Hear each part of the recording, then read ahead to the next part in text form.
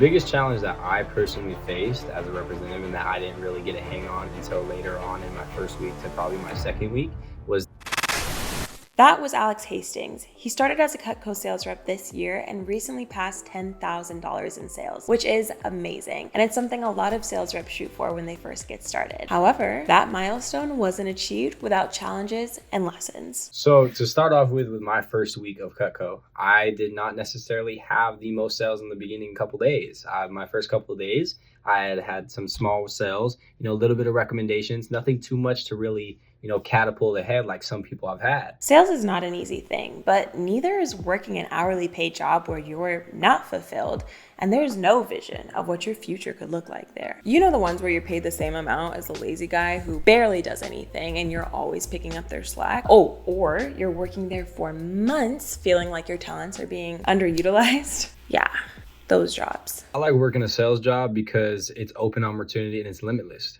You don't have a limit as to how much you can make, and it's up to you and your success and your discipline and your consistency on how far you can make it. And I really like the independence part about that. One of the reasons Alex is successful despite his challenges is because he understands that it all boils down to your discipline. The discipline to make calls, the discipline to learn and grow, the discipline to be independent. He takes full ownership of his success, but that's because he takes full ownership of being disciplined first. So what are some challenges he faced when getting started? Well, the biggest challenge that I personally faced as a representative and that I didn't really get a hang on until later on in my first week to probably my second week was that I didn't really understand the impact of having recs and recommendations. Having the recommendations to be able to further work more and more and more, and also to reach out to more people, really didn't stand out to me until I realized that, okay, I have no more recommendations. So what do I do? This is a situation a lot of sales reps face when first getting started, and that's okay. It's not about the resources you have. It's about your resourcefulness to get the resources. Did you get that? Write that down. I started contacting people that I haven't talked to in a while, just asking if they could help me out and send me recommendations or set up an appointment. So I didn't really take the recommendation part too seriously in the beginning, and that's really what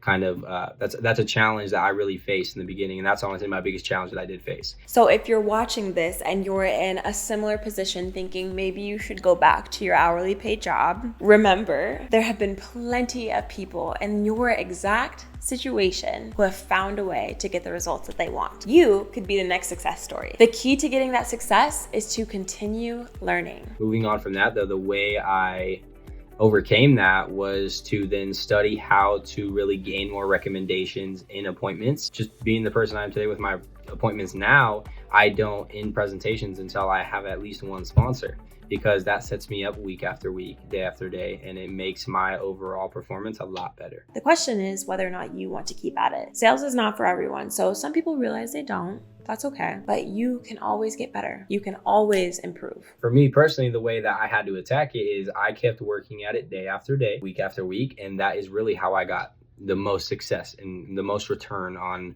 my investment of time. Most return on investment of time. The thing that stands out there is consistency. He didn't have an incredible start, but he just kept at it. If you go back to an hourly paid job, someone else gets to decide what your time is worth. That could look like $12, $13, $14 an hour. If you continue in your sales role, you're in control of what your time is worth.